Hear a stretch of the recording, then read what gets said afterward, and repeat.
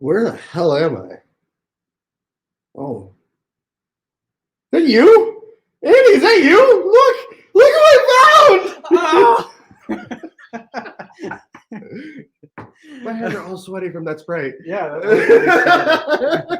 Oh, where am I? I'm at your house. What's up, everybody? Hello. Welcome to another episode of What's a Sandwich? Tonight we're joined by Joe Gatto from Scratch, the TV show on Pluto TV. He also has a book out on Amazon as well that you can catch. Wow, that was the second person we've had with like a book on Amazon? I think so. I'm pretty sure. I think we need to get on Amazon. But yes, we're super excited to have him tonight. Tonight we're going to be making a sandwich from scratch. So, yeah. Is there bread? What? Come on. There's got to be bread. Well, does bread have to make a sandwich? Okay, that is still up for debate. Yes, but maybe in my book, I think we need some bread to make a sandwich. But yeah, we're like making the whole 9 yards tonight. So without further ado, we won't let him sit here any longer. He's antsy. Here is Chef Joe Gatto. Hold on, we're gonna switch. What's up, boys? How are you? Doing well. How are you, Joe? Good. That was a hell of an opening. I didn't know what I had dropped myself into for a sec. I got a little nervous. I made it up on the spot. Yeah, I don't know why I reached my hand up, but it worked. I'm like, yeah, it kind of worked. It did. It had a little bit of a horror film aspect to it. I like that, you know. Well, thanks again for having me, guys. I'm really happy to be here. And again, I'm Chef Joe Gatto. I have a TV show called Joe Gatto's From Scratch, which is on Pluto TV, soon to be on Amazon. I have a national book called Seriously From Scratch, and I am private chef for one of the Boston Celtics players. Very cool, very cool. You can't disclose their identity, is that correct? No, that's not good for them. No, that's okay. But yeah, thank you so much for being on. I've watched your show on Pluto TV I think I'm almost through all the episodes, but nice. Is there any hopes for another season? Oh yeah, season 2 is going to be coming. We're doing the negotiating now. You know, the great thing for the show was it did come out right at the beginning of the pandemic, so everybody watched it. But the bad thing is it did really well, and no one was in production because of the pandemic. So, man. Okay. But we are going to gear up for season 2. And I'm thinking we're hoping to be shooting in 6-8 months, and get rocking on that next one. Very cool. Very cool. Yeah, it's just such a cool premise for a show. Anyone can just go out to the store and get stuff, but actually, you went out there and caught the lobsters and yeah. The concept of the show is just really fun, for me because.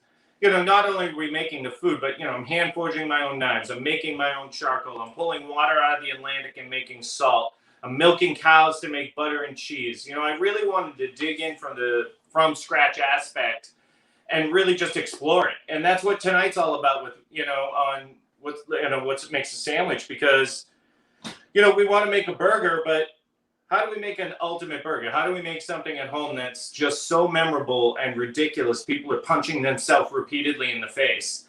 I go for it. So when we do something... Well, do you have gloves on when you punch yourself in the face or no? Oh, I do, repeatedly. Okay. Like rock'em sock'em or like actual punching gloves? Oh, no, it's rock'em sock'em style, Oh, okay. I'm barehanded, right? Hoist. No barbed wire around the knuckles or anything like that. No, I'm early UFC. That's how I. So you got to roll of pennies in the fist when you do this. I'm not making a hit on myself, Man, I don't want to be around when you're punching yourself. We're gonna actually make pickles tonight, which is going to be really fun. So I'm going to show you guys how to make a brine and make pickles from scratch. Pickles. And I made homemade rolls earlier because baking on TV is pretty boring. And then we're going to actually make our own grinds.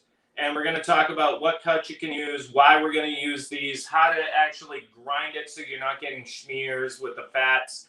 And I have a brisket and chuck mix tonight that makes an unbelievable burger. So we're going to do a quick grind tonight, and I'll just do a slider to show you. And hopefully I'm going to, like I said earlier, I'll get my son to, shove it in his pie hole, and we'll just see how good it is, because I know it's ridiculous. The rolls I did earlier are herb Parmesan roll.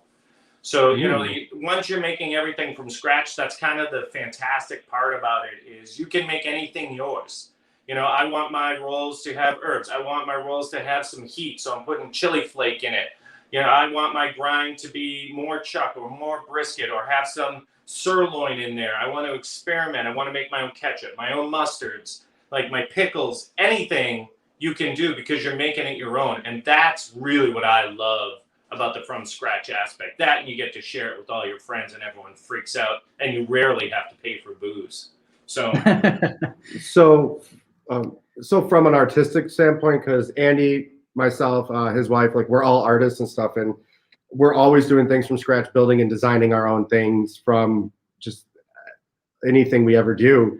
So it's really cool, and like to see all this from this standpoint of like watching actually a burger made from scratch. Yeah. So I think that's really cool. You guys are artists, so you understand. I mean, I was a filmmaker before I was a chef. And, it really comes through, because I think food for me is the perfect combination of art and science. You need to have you need to have both to make something that's just exquisite. And I really feel like this kind of thing, like making a burger, it is a piece of art. It's just art that you eat. But there is delicate balance. So why don't we jump in to the pickles real quick, unless you guys have any questions? Yes, let's see some pickling. No, all right, so we're going to do some pickling. So I already did some of the pickling earlier. Not the pickling. I did some of the chopping. So there's the pickle chips here. So I'm going to cut a couple right now just to show you guys just a little knife work and what I'm going to do here. And I like to use a smaller, like Persian, because the bigger ones I feel they're just too big and unwieldy. I think these make a really nice crisp pickle. And when we're doing that, crisp pickle. I cut off the end. I just don't like it. And what we want to do— Are these like the seedless pickles? What's that? Are these pickles the seedless pickles, or do these have like the— I know there's all, or I'm sorry, cucumbers. These cukes don't have like big seeds or anything like that. That's what makes them cool for me, like perfect for this. And I mean, if you want to cut spears, go nuts. If you want to go, side and make them longer, feel free. I'm just going to show you a straight chip cut. So we're holding our knife, pinching the blade like this, right? And then these 3 fingers wrap to the back. These fingers come back into what my daughter affectionately refers to as the kitty claw. Cooking 101. What's that? Or cooking or chopping 101. Yeah, it really is. And then we're just going to, work our way down and just do— He's like a machine. And look, it's up to you what thickness, you want to do.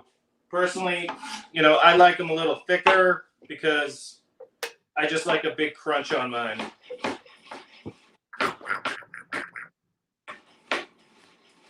All right. So do you ever make your own sound effects when you do this? I do in my head. Absolutely. Absolutely. But sometimes I hate to tell people because, occasionally when I'm in a mood, I'm like, die. But,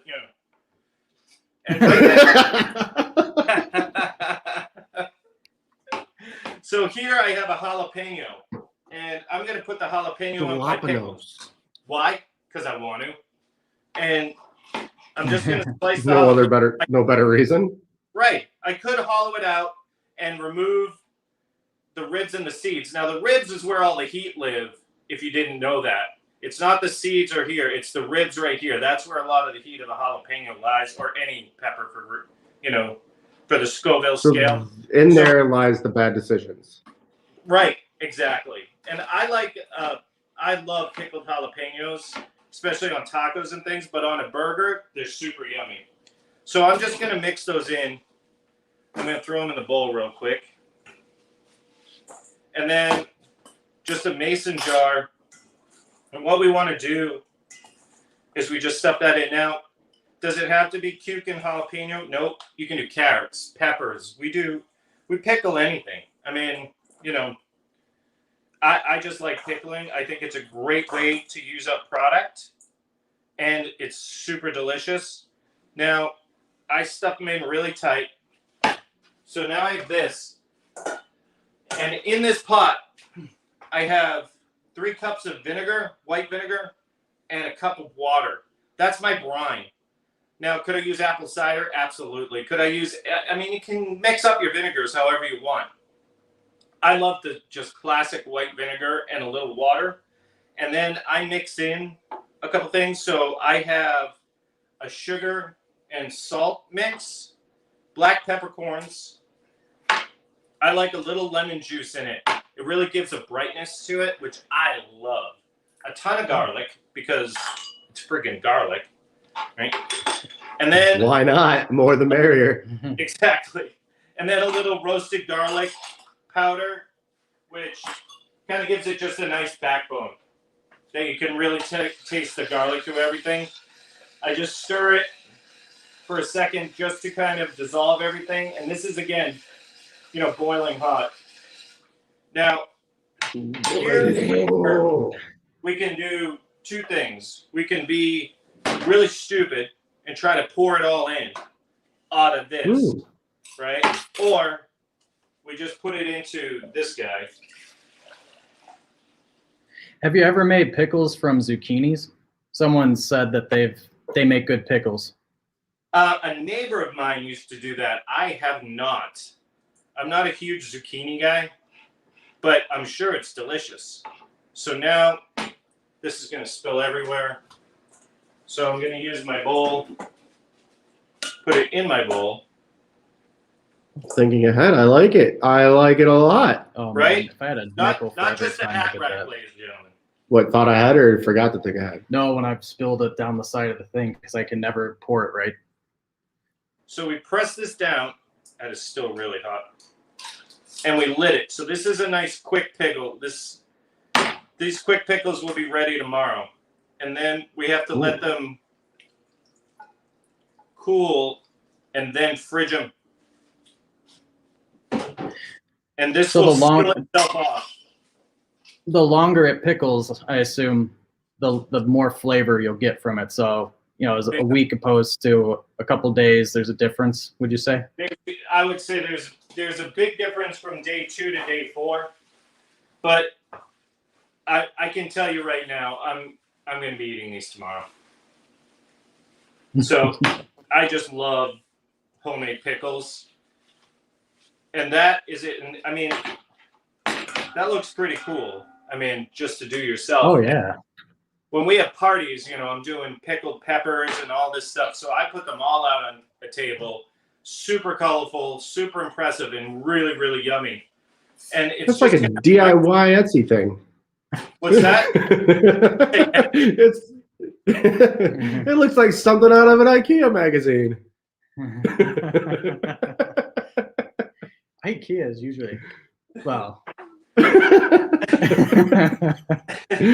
Home and garden. That's my next stop, is home and garden. Yeah. Right around the corner. All right, so you got any questions for me? Because I'm ready to grind meat. Well, I gotta ask you a question because it's asked every time on the show. What makes a sandwich to you? And I guess it's a 2-parter. Is a hot dog a sandwich?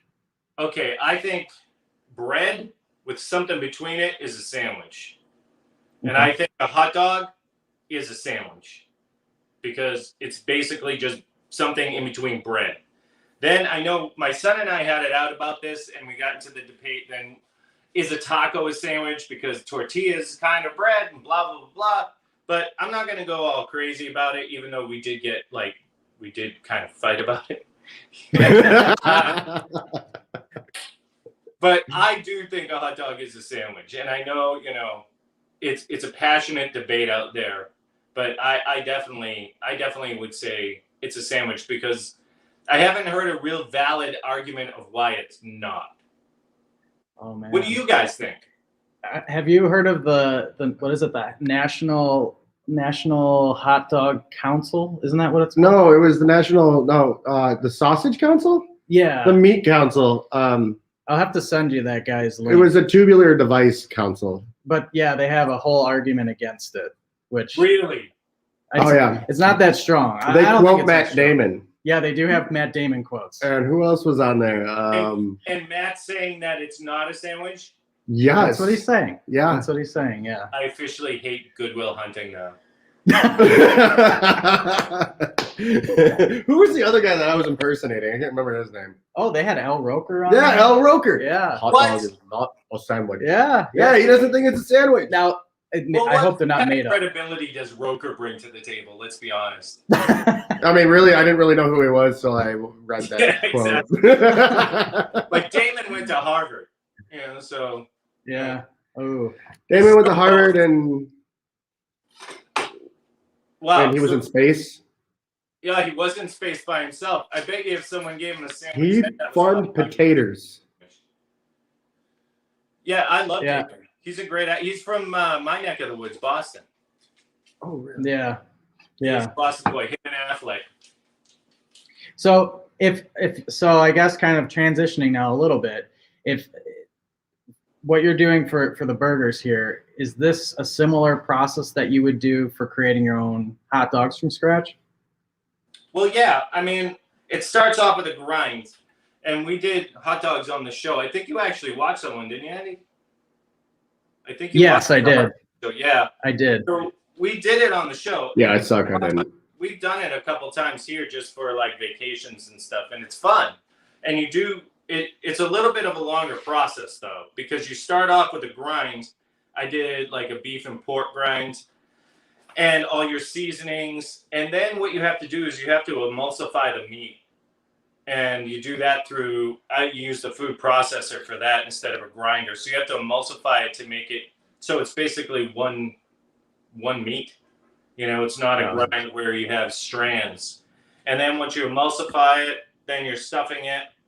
And then once you've stuffed it, I poach it, and then you smoke it. So, or you smoke it and then poach it. So it's a long process, but we made some chorizo kind of sauces or hot dogs that were, man, they were good. But,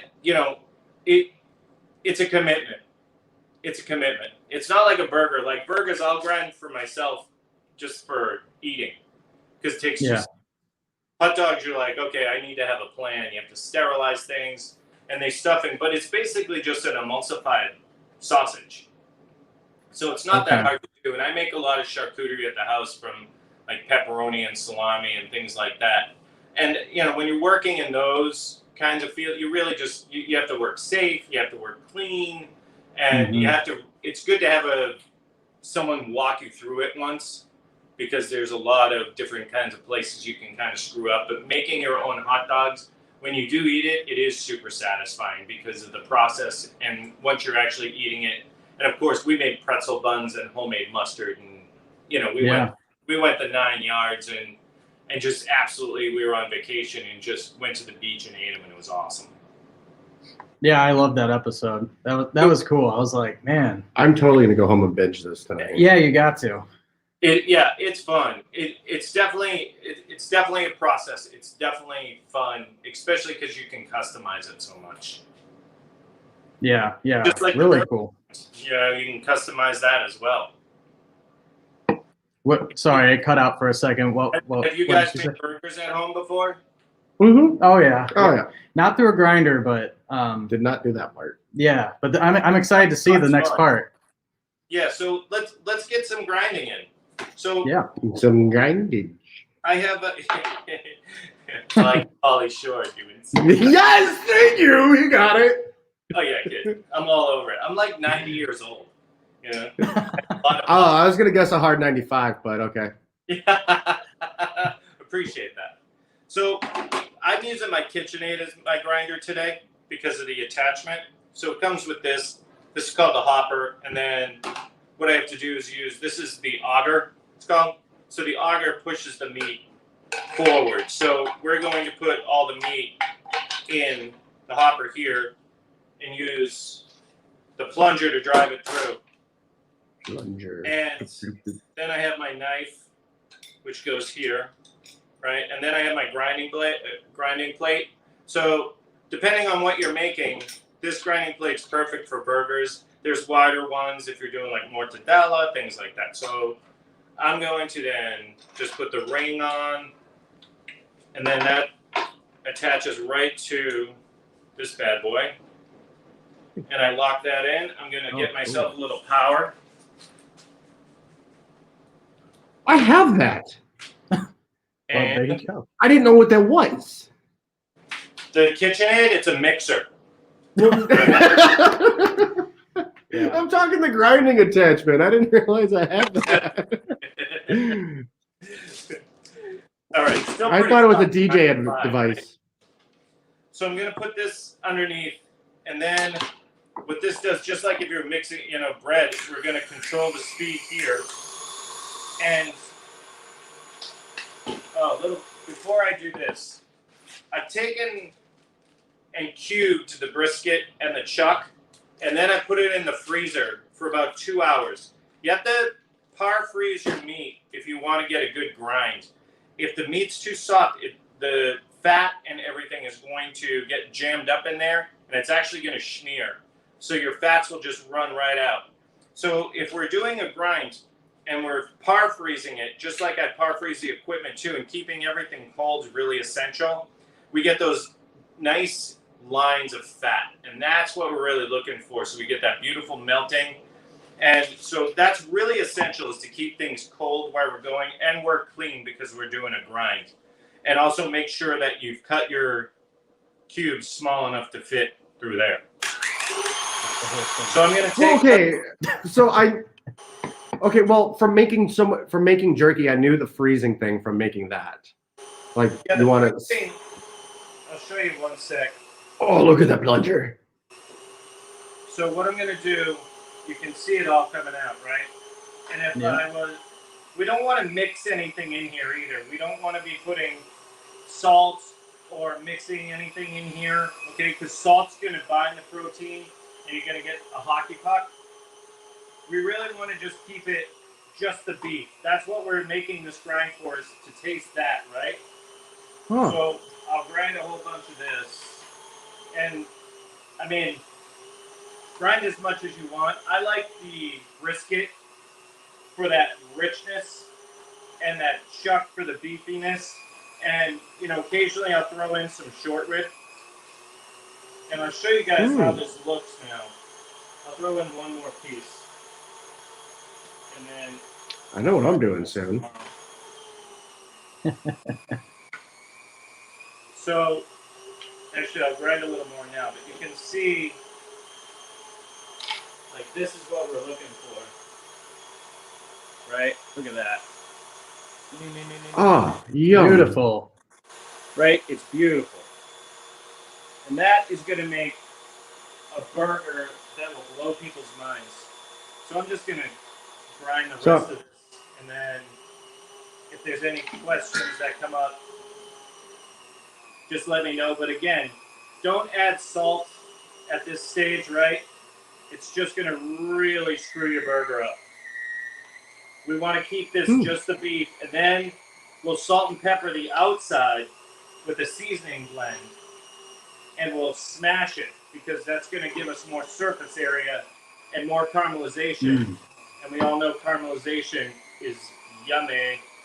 So right now, this is about... We're going on about 3 pounds of beef that quick. So, this will make a ton of sliders if you're having your buds over for the game. And we do a lot of events. So we do, 30, 40 pounds of this. And that's it. Wow. Just that easy. And see, since it's cold... I'm coming over to your place for a game. Oh, yeah, okay. It's badass over here. Like I said, I where do we gotta go? Anymore. Everyone just like, we'll have the party at your house, Joe. I'll bring everything. I'm like, all right, that works for me. So we've got a question here. What's your favorite cut of meat? It really depends. I mean, that's a great question, but it depends on like what I'm making or what I'm eating. If it's to make a burger grind, I love chuck and brisket. And if it's a steak on the grill, I'm a New York strip all day. You know, with the occasional ribeye, but I love New York strips. And I love a good filet. But I'm not a huge filet guy, but I do like fillets. But, you know, I love making, one of my favorite dishes is Conchinita Pibil, which is like a Mexican, it stands for like buried pig, which is a pork shoulder rubbed down in achiote, wrapped in a banana leaf, and then slow roasted and served with pickled onions. It's like one of my all-time favorites to make tacos and tamales with. So like I love a good pork shoulder. That's just my my attack dog. And Excellent. yeah, kill.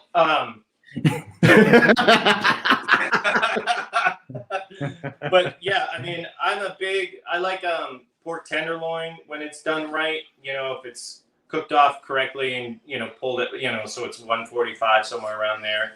But if I had to just name one guy, I would have to say like a New York strip seared perfectly with chimichurri all day.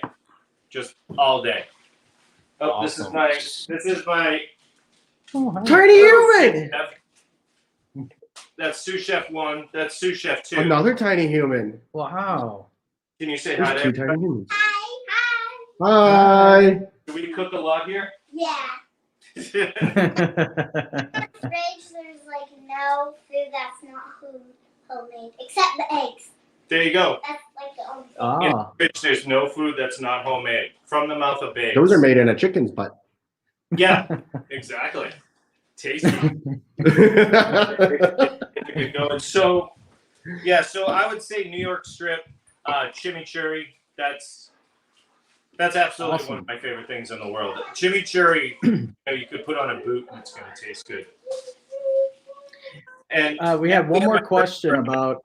Yep, go ahead. We have one more question about the and you might be getting to this point of the patties, but season before you form the patties or season after you form the patties? Definitely season after, because once you've added salt to this, right, and I'm trying to mix salt in, if you start mixing stuff into this, I'm in the personal belief of that you're making meatloaf, right? That is true. A burger. I don't want stuff mixed in with my burger. Oh, 1 second. Once. And so if I put salt in here now, it's going to make my protein start going like this. So, I mean, you're going to get a tougher piece of meat because it's making everything combine, right? It's drawing out moisture. So if I'm forming the patty here and then I'm seasoning the outside and then I'm smashing it down and searing it, then I'm getting tons of flavor on the outside and I'm not affecting, I just did all this work, right? If I put salt in it, now it's going to squeeze together. I want to keep this kind of not super loose. There's a guy that he actually forwarded my book, Kenji Lopez, and Kenji is a big believer. Like, he barely forms the patty and does his. I like forming a patty, but not tight. We want to keep it loose. We want that fat running around, and we want to heavily season that outside. And we want to get, if you give me a thick burger, I'm just going to be like, why are you doing this to me? I want thin burgers that cook fast, that have tons of surface area and tons of caramelization, right? And then I'm rocking that all day. Give me 2 patties instead of 1 big thick patty. I don't like big, huge, thick burgers. It's not my jam. But this, we put so much work in, make an awesome seasoning mix, which I have right here. So this has a little smoked paprika, roasted garlic powder, onion powder, fresh cracked pepper, smoked salt, regular salt, all of that. And I have this handy all times. So when I make my patties, I'm just sprinkling this on, turning it over, seasoning the other side because we eat both sides, and really smashing it down. I love a smash burger. You don't cook the burger and then smash it because then you're getting all the juices out of it. You're putting it on in a ball and then smashing it down so it's getting so much surface area right away, and we don't move it. So that caramelization is happening. It's called the Maillard reaction.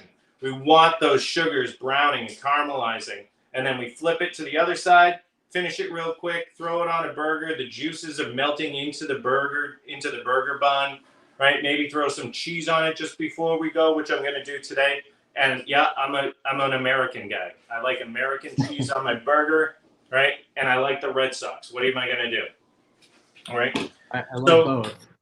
This guy has completely changed the burger game for me. I'm sitting here and watching this, and then I see us just staring. Yeah, we're entranced. We're fully entranced. He's like a genie in the computer. We do a lot of events in Boston at like the Seaport and things like that, where we're cooking for, we'll do up to, we do like 350 people, and it's just me and my soup. So I'm literally making, the last event we did, I had 40 pounds of this. So you can imagine how many 2-ounce sliders that makes, right? And I did them all in 2 hours, and I was just constantly on the grill. And I had baking steels. My buddy Andrus has a company called The Baking Steel. He's someone you guys should talk to. He's amazing. He's been on the New York Times. His book is awesome. He's like the pizza master, but he designed this thing called the baking steel, and he uses it it's replaced the baking stone. I hate baking stones. They get up to a certain temp and they crack. This is a piece of steel that's designed to go in your oven, can get up to like 800 degrees, makes perfect pizza. They leopard on the bottom, but we take them and we line the grills at these big resident hotels, and we crank them for they're right around like 600. So we put burgers on and they're searing in 30, 45 seconds. And then we're flipping them. They're finishing like that. And you're getting that caramelization. And when people eat these, they literally freak out because there's so much flavor in this, and there's so much flavor in this. All you need is bun. It's just the vessel, in a really good soft bun or like vessel, right? You want that vessel to shove in pie hole. So to do that, one of the keys that we're going to do is we're going to crank. We want a lot of heat, right? We want a lot of heat. We don't want to start this on, look, a medium heat. I can't decide what I am. Am I hot or not? We want this thing friggin' hot, right? We want to hear and we want exactly. Now that's a sound effect. So I'm going to use a neutral oil. I got a lot. Just coat the bottom. Don't use olive oil. Olive oil has solids in it, right? Solids, when they get too hot, solids burn. No good. We don't want that burnt taste. So we're going to use like a canola, which is like a neutral oil. We're going to take one of these bad boys, right? And all I do is literally make a ball like that. Okay. And I'm going to make a bunch of these. And this is still in my hands, ice cold, which is awesome because you can see, I'll hold it up to the camera. You can see those dots of fat, right? Oh, those fat dots. Mm-hmm. Those are chubby little guys. That is yummy, right? Oh, so good. So I want this. We look for the oil. The oil will start kind of moving around and shimmering. And then we know it's the temp. I've got my burger shake right here, right? I've got paper towels over here. Right here. Andy, don't forget the paper towels are located over there. So one thing that I always get nervous about when like cooking in a skillet is when it's too hot. Like I think that like hot is bad. So is it just a matter of knowing when to flip? Is that kind of the technique? Hot isn't bad. Hot is good because especially for proteins, we want the Maillard reaction to happen. So the sugars are getting, what happens to sugar when it gets hot, turns brown, right? Starts to cook. We want that to happen in the pan. So the hotter, the better. If it's splattering a bit, you just have too much oil. right? We want it where you're just seeing wisps of smoke. So if you want a hint of when it's ready, wisps of smoke are exactly when you want to throw things in. And we want to throw in 3 or 4 because that's going to slowly bring your pan temp down so it's not just like super overheated, and it's going to just sear beautifully. And, you know, if you're not really sure, take a little piece and throw it in. Okay, I hear sizzle, and sizzle is good. So there's one more question here about oil. Would avocado oil be something that you would avoid? No, avocado oil, it takes pretty high temp. But, you know, if you're doing this particular process, you know, avocado oil is pretty expensive, and it's not going to add anything to this. I would use that for like salad dressings and things like that, and maybe searing like salmon. For something like this, you know, I want a real neutral oil like a canola, because we're not getting anything out of it other than to help with the caramelization. All right, so now go ahead. I got a question. You can keep doing it. But with that hot thing, like you want that, would that also apply to when you're grilling, or is indirect heat? So rather than has its place too, but when I'm putting anything on any kind of protein, I'm all about a hard sear. Right? So would you rather put that right over the coals in that really high heat? I want it searing, and then indirect heat will let it finish cooking. But I'm looking for that crust. That's my favorite part. That's where all the flavor lies. So what I'm gonna do is I'm gonna put these guys in, and we can hear that is definitely sizzling away. Music to my ears. You can hear that, right? Sleep to that. Yeah, I'm like getting hungry. Oh, hey, chicken wings. Right, don't you guys have some leftover frozen chicken wings? Yeah. So while you're doing that, I heard that, I think watching one of your shows, you are deathly afraid of microwaves. Is this true? And why? That rumor will never leave.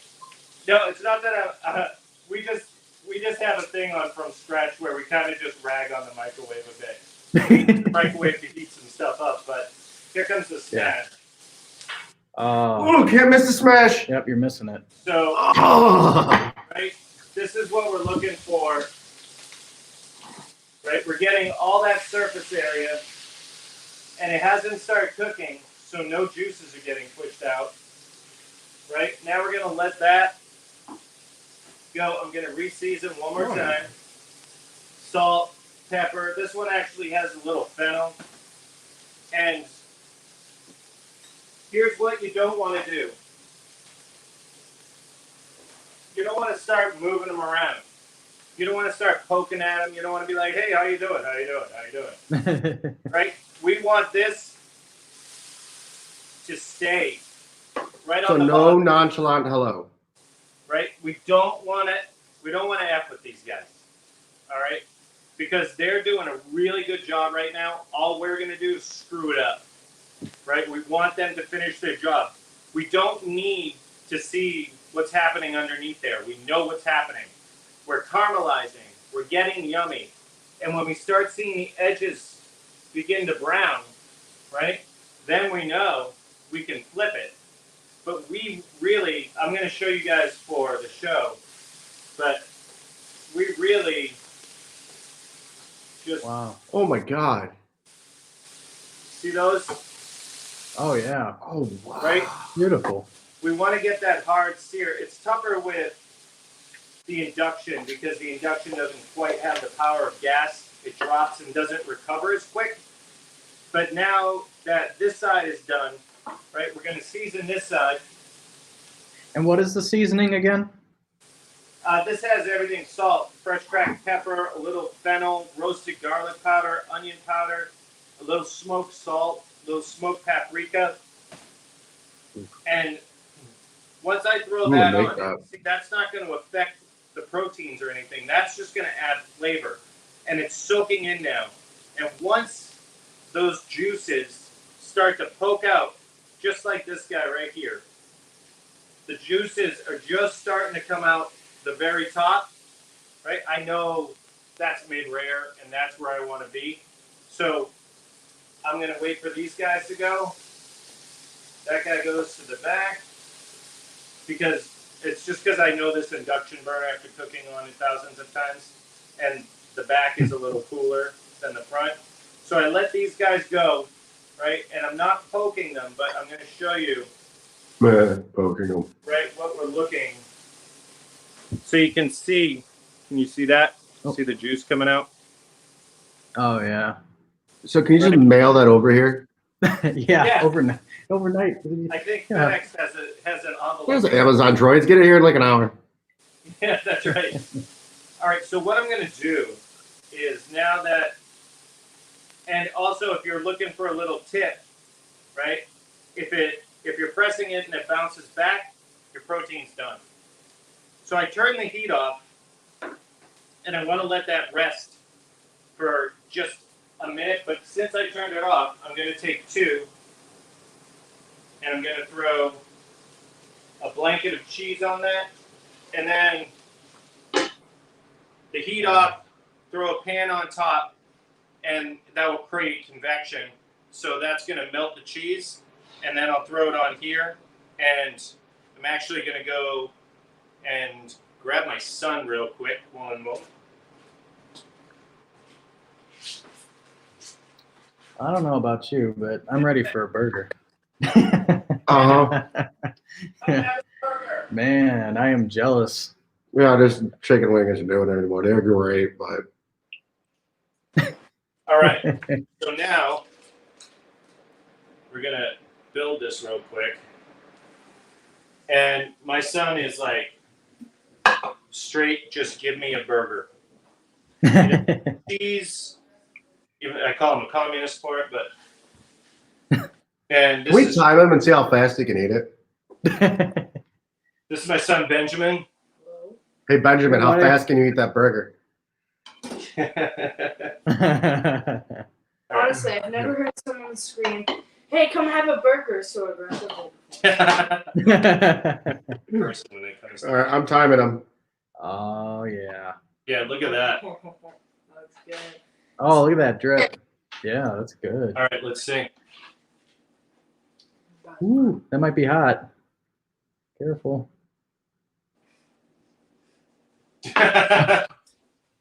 You just burnt his sandwich hole. Oh yeah, his pie hole is on fire. Is it worth it? It was worth it. I'm a little jealous of you. I'm really jealous. Oh man. So I was telling them that you don't like cheese. No, I hate What do I call you for not liking cheese? communist. Oh man. I'm on the border of Wisconsin. They would not like you there. That's right. Wisconsin would disown you. All right, so that's yours, man. I'm gonna need a second. With You're gonna this. need a second bite. So, and you can see like Cool. the ones melted. Yeah. So Right. if and in one of your He's making a double. one of your episodes, you made cheese. I think it was Swiss cheese. Yeah. How hard is it really to make cheese at home? Like, is it like a newborn hobby if someone wants to pick it up? I mean, it depends. Like, we make mozzarella all the time. Mozzarella is so easy to make, and especially the curd is so accessible. So making mozz is something that's really, really, really easy to make at home. Even like just taking a gallon of milk and making the curd yourself isn't that difficult. Mozzarella is really easy, but when you start getting into, you know, like the Swiss cheeses and the cheddars, where you're waxing and aging and things like that, you know, you need committed space, you need committed time. That's when it becomes not something you can just do real quick, that you really need to kind of commit equipment, time, money, and space to. So making like simple cheeses like mozz, ricotta, you know, queso fresco, things like that, those are super easy to make at home. Cool. Like not like Chihuahua. No. Are you talking about the I like dog? Chihuahua. I love Chihuahua cheese. Oh, okay. I just wanted, because I know nothing about making the dog. So I just wanted to. I think there's I think the Discovery Channel has a documentary on it. I need something on the birds and the bees. But as you can see, like making your own burger grind. It's called the Chihuahua and the Poodle. Will you guys make your own burger grind now? Yeah. Oh yeah. Yeah, absolutely. Now that I know I have the meat grinder and I know what that is. Yeah, I'll have to get one because I don't think it came with our. We do have a KitchenAid mixer, but I don't think it came with our kit. It's $40. Okay, not too bad. I mean, Worth it. $40, that's nothing. You know, like to have a meat grinder, you'll use it so much. But a little hint, it comes with a sauce. Some of them come with the sausage stuffer attachment. Don't bother with the KitchenAid sausage stuffer attachment. Get a different one, like a separate thing to stuff sausages if you ever get into that. The one for the KitchenAid isn't very good. It sounds like a 90s insult. You sausage stuffer. Oh man. Guys are 90s insult. Yeah, I'll do like I could see that almost being like Ferris Bueller's Day Off. It really does. It sounds like Yeah. something from that. Yeah. But Bueller was 86, so. Okay. A couple years 80s, off. 90s. Yeah. The insults are they vary in that time zone. That's right. They're different. Someone was asking if Benjamin's walking around the room just eating. oh Tell him to walk over here. hopefully he's not burning his mouth. To California area comes. That's right. Someone was asking if you would be able to share your mozzarella recipe. Is that something that It's in my book. it's in your book? Okay. Buy the book. Check it out on Amazon. Shameless Okay. promotion. Yeah. And the book is called Capitalism at its From Scratch, finest. right? You know, I can throw you an email with the mozz if you want to share it with your audience. Sure. Cool. Sure. We Thank can. you. Yeah. Of We course. appreciate that. Yeah, Okay, I'm not- I got a question. You know, What is your you've been to Chicago before, I assume, right? Chicago is the first place I ever had real Mexican food. My Uncle Ken took me out when I was about 13. Amazing over here. At that point, I thought Mexican food was, you know, like the Americanized taco with ground beef and a hard shell and some tomato and like a little squirt packet of some type of sauce. Did he just take you to Taco Bell? Yeah, it was basically that. But he took me to real, authentic. They were hand making the tortillas, and you know they were doing like conchinitas, and they were making salsas, and I had never experienced anything like that. And it absolutely, my mind was like friggin' blown. And that was one of the points in my life where food started taking a turn to where it was going to become a career. Yeah. Oh, that's cool. Yeah, that was one of my things I wanted to ask you was what got you really into, the food business. Yeah, I mean that, and I cooked with my mom, who I still cook with all the time. She's in my cookbook. She's actually on my TV show as well. I started on the counter sifting flour, just doing the little jobs, and eventually graduated to chopping and things like that. But we just had such a good time in the kitchen. And it's really where I understood where they call the kitchen, the heart of the home, and why. And I do that with my kids now. And you can see they're all very comfortable in the kitchen. They're all comfortable coming on TV with me and on the show with you guys, because it's a good time. And food to me is about family and friends and love and sharing.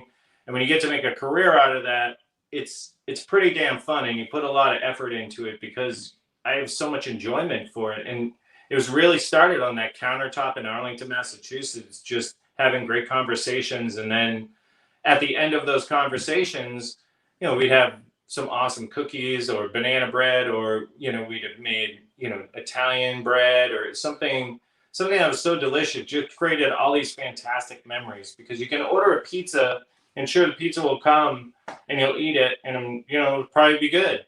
But when you're making the pizzas yourself and everyone's getting a little flour on them and you're customizing it and we're having a lot of fun, those are creating memories, which I'm a big believer in.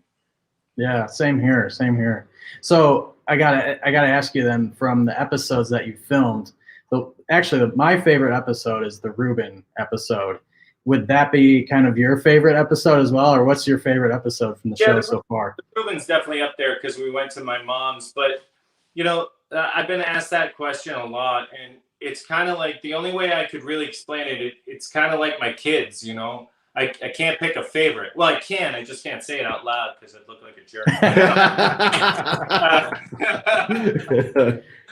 It's hard for me to pick it because, the pizza episode, we had all of Portland at the end with drones flying around the city, and 1,000 people at a party, and the streets were shut down. So that was that weekend was amazing. My wife and I went up because she produced the show, and we had made beer that weekend, so we were hanging out at a brewery with the owners, and then throwing this pizza party. So each episode has its moments, but it's those moments that me and my daughter Cassidy, who you just saw, with my mom making bread, that one still kind of chokes me up just because I don't know, it brought back a lot of memories for me, and now doing it with my daughter, I don't know, just tied a lot of knots for me that I still really love about. That's what the show at its heart is. It's really just about family and sharing, and we just get to make some great food along the way. Yeah, I really had that feeling at the end of the episode. I think that's why I like it so much. That's just me too. Yeah. When the kids are up the hills, yeah. That was a really fun day. We really had a picnic, and my crew came up, and we fed them, and we just shot.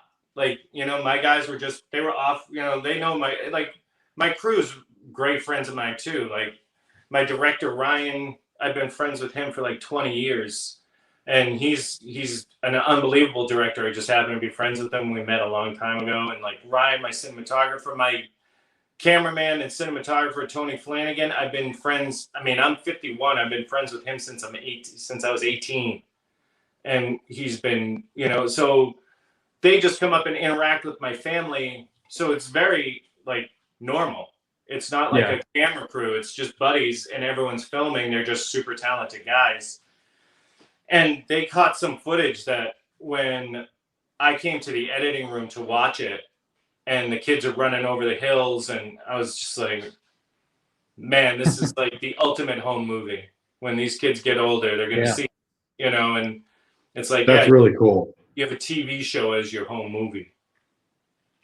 Yeah, that is really neat. And that's, I think, why I got those feels, because I was just thinking about that myself. I'm just man, these guys are gonna be able to look back on this later and be that was really fun, and we have that moment. It is.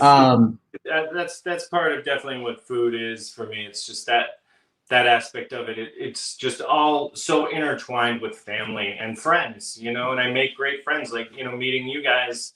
This is how my life has worked. I've just met all these wonderful people as my career's continued. And I just, keep making friends. And it's all because of food. You know? It's all tied back to food and sharing. And when relationships and friendships and family, it all starts with something that wonderful, there's nowhere to go but up. Well, that's essentially how we all became friends, was the sandwiches. It's the same thing here with this page. I mean, we've got 5,000 friends on here basically, and we're all sharing with each other. And everyone is so kind, and that's the best thing about food, I want to say, is that it's just a commonality. We don't have to get political over it, except for Brittany likes ketchup. Right. But we'll get into it. I was nice on her birthday. I'll stay nice for a little bit longer. But you know what I mean. Yeah, it's just the best thing about food. I mean, everyone just comes together. There's actually a pretty good question here. Someone wanted to know what international food made you the way that you are. Is there any international food that's inspired you over the years that's kind of maybe? Definitely Mexican food from the Oaxaca Valley area, the Conchinita Pibil, the tacos, the homemade tortillas, the salsas. Those I love those kinds of what are referred to as peasant dishes, the ones that take a long time, because it's that story why they call it high on the hog, right? That saying high on the hog. It's because the rich would take the tenderloin, which comes from the back of the pig, so it's the high part of the hog, and they would leave all the other parts to the poor. So if you're high on the hog, that means you're eating from the best part. I love these, like, and the shoulders and the things that take hours and technique to break down to make something out of nothing. Those are my favorite dishes, and they are in like the Oaxaca Valley, the Yucatan, all of that area with the Mayan influence. That to me is the most flavorful, wonderful food in the world. We actually are going to Tulum, which is right down there, in October. My wife and I are taking a trip down there, and like I can't wait to eat. You know, that's I see the scenery and everything else, but man, like Mayan temple or best taco in Tulum, you know, like that's that definitely, it's influenced all my cooking. It's influenced a lot of my technique, and I've learned so much about how to make things from scratch from that, because how do you take something that has so much connective tissue like a shoulder and break it down and make a dish that is the most tender meat possible? Like, how do you do these things using baking sodas, using all these things that they didn't have? And like, it just amazes me how they figured it out, and it's still, to me, my favorite food. Tamales, I could eat tamales every day if it didn't put on 60 pounds. Man, I love a good tamale. I haven't had one in a while, but yeah. Ooh, I just had some the other day. You get a good tamale, it's memorable, right? One of my birthdays, I think it was like my 28th or something like that, where I was working, we all got together on my birthday and made homemade tamales. One of the girls I worked with taught us all how to make them from scratch. It was, I had the best nap that day. It was amazing. That's great. I fell asleep on my boss's living room floor after eating tamales, and I just took a nap, and it was. Then you made those tamales right. Yeah. Norma taught us how to make tamales. They were good. Yeah, tamales. We're doing we're having a big. It's called the Epic Post-Pandemic Barbecue of 2021 at my house in July. At the end of July, we're having right around 100 people. We're shutting the street down and everything. And when are we starting the What's a Sandwich truck? You guys are going on this road trip. If you guys drive out, you can park in the driveway. Oh man! All day. I would not be opposed to that. And we're actually making tamales for those. And what I'm going to do is make it a beef and a bean and cheese for vegetarian. So the beef are going to make with achiote, and they're going to be red. So the tamale wrappers will be red, and I'm making the vegetarian with chimichurri, so they'll be all green. And then we're doing plain ones that are chicken, so we'll make the Mexican flag at the same time. Okay, so hey, stomach, we're going to where are we going? Boston. Boston. Yeah. Oh yeah. Oh. Okay, it's getting creepy now. I'm having a moment. Wait, is he taking his shirt off? Don't you wish you could block my camera again? Normally we are not in the same room for this. Yeah, this is the first episode since January we've been together. Yeah. So here's my not shocked face. Yeah. Usually Andy has the ability to cut me out. Just move him. Mute him. Move him. I tell him keep the camera like here. So I don't see anything else going on. It was only the one time I didn't wear pants. Oh wow! We're supposed to wear pants? Oh, I like this guy. Nobody gave me a memo. Don't you see where the table is? Yeah, it's perfect. Sticky note was left at the shop. Oh, Ryan. Awesome, boys. Well, thank you so much, Joe, for being on here. It was a pleasure meeting you, sir. Yeah, we're really fun. And anytime you guys want, let me know. I'll come on and make something else from scratch for you guys. I'm always and definitely on my show on Pluto TV, my book Seriously from Scratch. Hit me up on Instagram at Chef Joe Gatto. I'm always posting on Instagram, as you guys know. I showed the From Scratch handle, but yes, check out Joe's Instagram as well. He's also on Facebook. I'll throw that one out there. Yeah. And then, yeah, Joe Gatto's from scratch.com. Check that out as well. Yeah, guys, please have me come back. Maybe we'll do pizza or pasta or something. Oh, that'd be awesome. I'll turn it into a sandwich. I was going to say, if we could figure out how to turn it into a sandwich, that would be so cool. I would love that. Awesome. All right, have a great night. Thank you so much. Pleasure meeting you. I just added you. All right. Peace out, guys. Take care. Well, thanks again, everybody, for joining us for another episode of What's a Sandwich. Like we had said, go check out Joe's pages. Check him out on Pluto TV. His show From Scratch is actually going to be starting to be broadcasted across, I think he said Amazon, Tubi. There's going to be a whole bunch. So please check him out. And as always, keep eating those sandwiches, and we'll see you next time. Bye, guys.